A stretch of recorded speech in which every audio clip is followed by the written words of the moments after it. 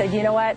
I have to speak out now. This is my time. I'm going to come out with the story because I don't want this to happen to anybody else. And if I can come out now and tell my story, and if he's done this to somebody else, maybe somebody else will have the courage to come out in real time and not hold this in for 10 years and have the anger and the humiliation and the shame that I had for 10 years and not hide it. I'm done with it. I moved on with my life, but I'm coming out with it now so I can be done with it and you know, maybe he can't get away with it anymore. Before I even knew it, he put his hand on the back of my head and came towards me and mashed his face against my mouth and stuck his tongue in my mouth. And, you know, I sort of pushed him back and I said, don't ever do that to me again.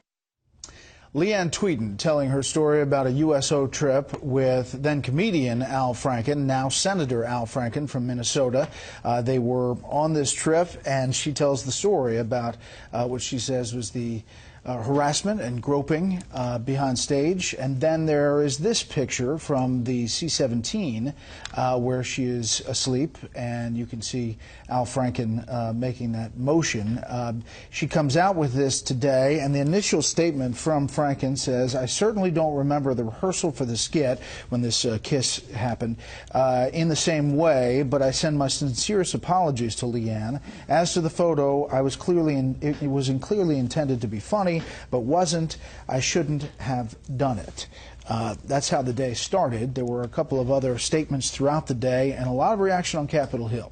Let's bring in our panel. Byron York, Chief Political Correspondent of the Washington Examiner. A.B. Stoddard, Associate Editor at Real Clear Politics and host of No Labels Radio on Sirius XM. And Molly Hemingway, Senior Editor at The Federalist.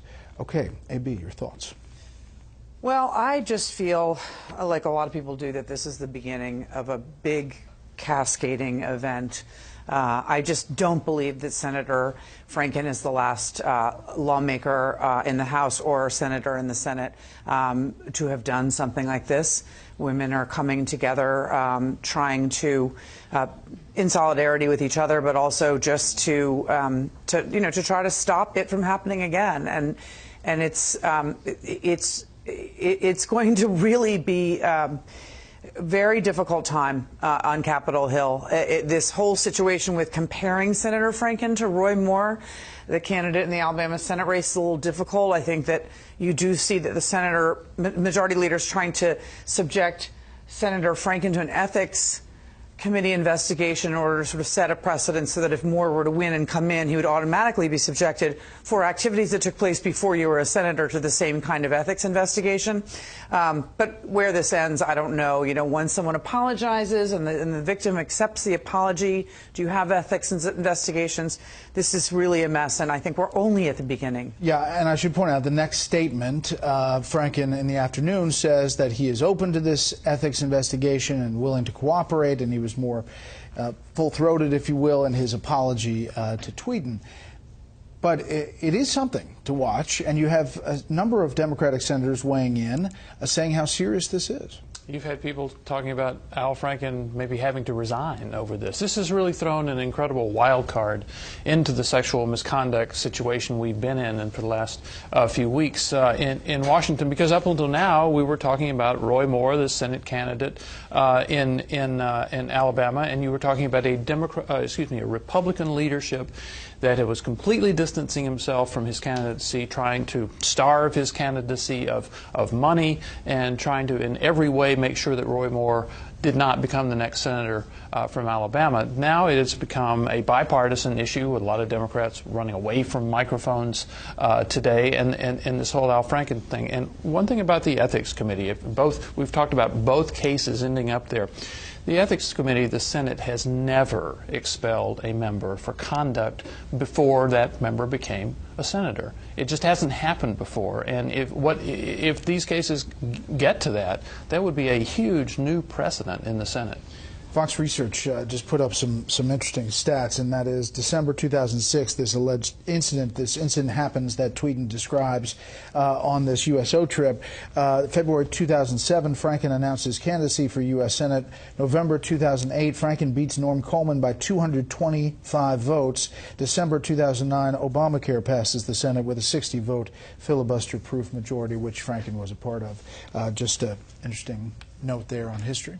Yeah, perhaps that November 2008 was the most significant date because there were credible allegations that there were some problems with that election, and it was such a narrow victory for Al Franken. But there's absolutely no question that by the standard that was recently set by the political and media establishment, that Al Franken should be expelled. I mean, they have been saying for days that conduct 40 years ago should lead to expulsion from the Senate. There's no question this is credible allegation.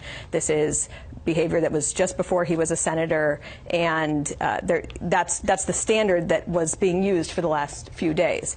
But I do kind of wonder if maybe what should happen here is a little bit of everybody taking a deep breath, thinking through how to properly handle credible allegations of sexual assault and sexual impropriety, how to balance the allegations with the defense, and whether we should institute better systems for handling this. But it can't be done where if it's one party, the mob forms and the judgment is held immediately, and if it's another party, we get to distance it and have it go through the ethics committee, an ethics committee that does a very good job of not holding people accountable. All right, let's turn to Roy Moore. He tweeted today, Al Franken admits guilt after a photograph of evidence of his abuse surfaces. Mitch, meaning Mitch McConnell, let's investigate. In Alabama, zero evidence, allegations 100% rejected. Mitch, Moore must quit immediately or be expelled. I think there's obviously a lot of pushback about the zero evidence. There are 9 women who are speaking out with specific stories. And while he's challenging them and moving on, AB, it's interesting to watch the two dynamics here. I'm not going to defend Al Franken's conduct, but because he said he was sorry and admitted doing this, even though his initial statement wasn't really adequate and then he was more contrite later, and because his victim has accepted his apology and said it is sincere, it is not the same as Roy Moore. So he is denying these cases of the 4 women in the Washington Post, though in his interview with Sean Hannity, he seemed to equivocate and say, well, if I got her mom's permission, then it was okay, the 14-year-old. This is where it breaks down, and this is why President Trump doesn't want to weigh in on this. He doesn't want people asking about 16 people accusing him of harassment or groping or whatever it is. Are you saying that Al Franken admitted to forcibly groping and tongue kissing the victim? Whatever. Because I thought he only admitted he to. had a different memory. I believe he said he had a different memory. All So I know is that she believes that he has offered his sincerest apology, that he shouldn't have taken the photograph. I agree. Yeah, he tried to get out of the kissing part. The thing for which there's photographic evidence, the point he is did that admit. Yes. I am not sticking up for what he did. I'm saying the situations aren't comparable simply because his victim is saying she has accepted a sincere apology. Right. This is different than the situation. I'm not talking about whether he should be expelled. Specifically, here's what he said. I'm talking about Roy Moore is defiantly, adamantly saying that these people are lying, and it's a different. Here's what Franken said on the specific statement. While I don't remember the rehearsal for the skit as Leanne does, I understand why we need to listen and to believe women's experiences. I'm asking that an ethics investigation be undertaken, and I will gladly cooperate. To your other point, let me play this. The president and Sarah Sanders today on the other point about President Trump. It's totally fake news. It's just fake. It's fake. It's made up stuff, and it's disgraceful what happens. But that happens in the world of politics. Is the official White House position that all of these women are lying?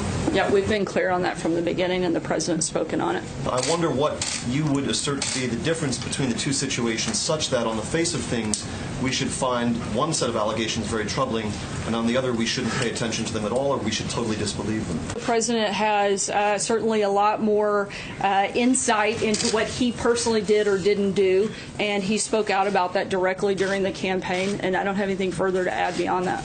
Byron, there's one school of thought that's saying he doesn't want to get into this because of all of that. There's another school of thought that says he lost by supporting Luther Strange. And if you look at the polls down there about approval of President Trump, he is at, I think, 91%, 52% approve, 47 disapprove. But Mitch McConnell is down at 27%. Go to Fox Poll 3 if you could. Yeah.